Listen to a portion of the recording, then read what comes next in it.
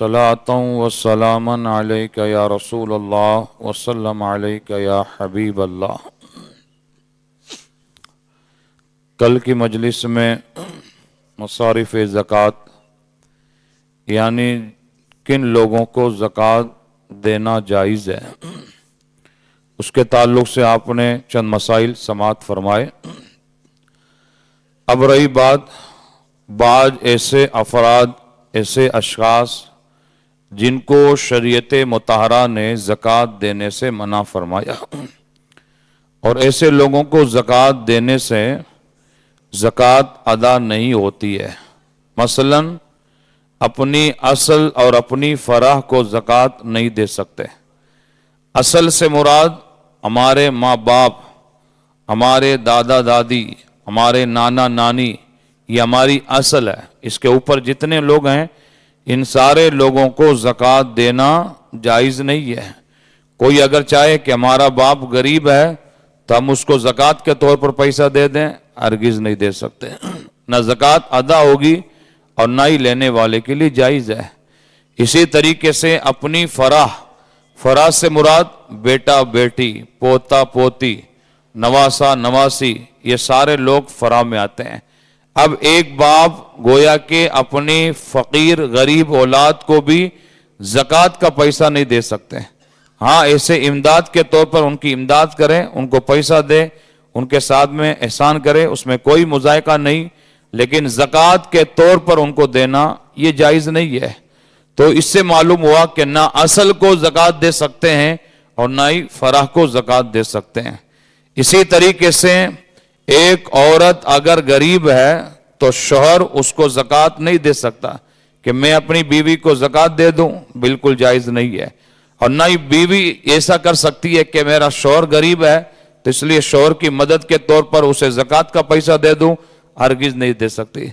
तो ना ही औरत शौहर को ज़कात दे सकती है और ना शौहर अपनी औरत को ज़कात दे सकते हैं। इसी तरीके से ज़कात ना लेने वालों में से बनी हाशिम यानी जो सादात हो, सैयदजादे हों, उनको ना ज़कात का माल लेना जायज़ है और ना ही ऐसे लोगों को ज़कात का माल देना जायज़ है। क्योंकि हमारे आका मौला सल्लल्लाहु ताला अलैहि वसल्लम की खुसूसियात में से यह है कि हुजूर की आल पर अल्लाह ने सदका को हराम फरमा दिया।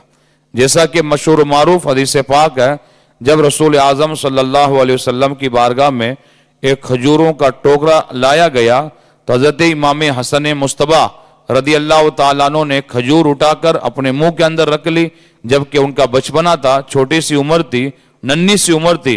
लेकिन हमारे आका मौला सल्लल्लाहु अलैहि वसल्लम ने जो ही देखा फौरन फरमाया कख कख, छी छी, इसको निकालो, क्योंकि हम आले मोहम्मद के लिए सदका हराम है। तो हुजूर ने उनके मुंह से उस खजूर को वापस निकालकर फेंक दिया और बता दिया कि ना रसूलुल्लाह के लिए सदका जायज़ है और ना ही रसूल की आल के लिए सदका जायज़ है। तो इसलिए ज़कात का माल जो है वो किसी सैयदजादे, किसी आले रसूल हाशमी को देना बहरहाल जायज़ नहीं है, दुरुस्त नहीं है।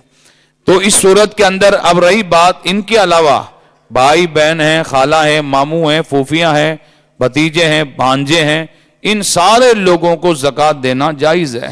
अब मसलन फुकाहे किराम ने एक जो तरतीब बयान फरमाई, उसमें जो आप हमेशा सुनते हैं कि ज़कात के मामले के अंदर उसी तरतीब का लिहाज रखा जाए कि सबसे पहले ज़कात की रकम अपने भाई और अपनी बहनों को दी जाए।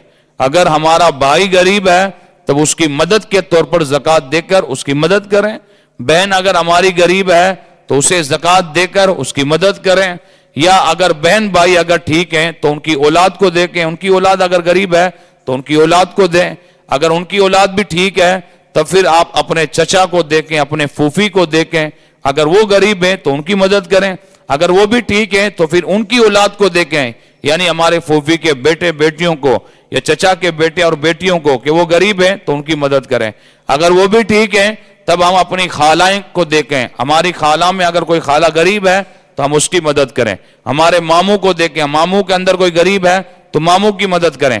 अब खालाएं मामू भी अगर ठीक है तब उनकी हम औलाद को देखें, उनकी औलाद गरीब है तो उनकी औलाद की मदद करें।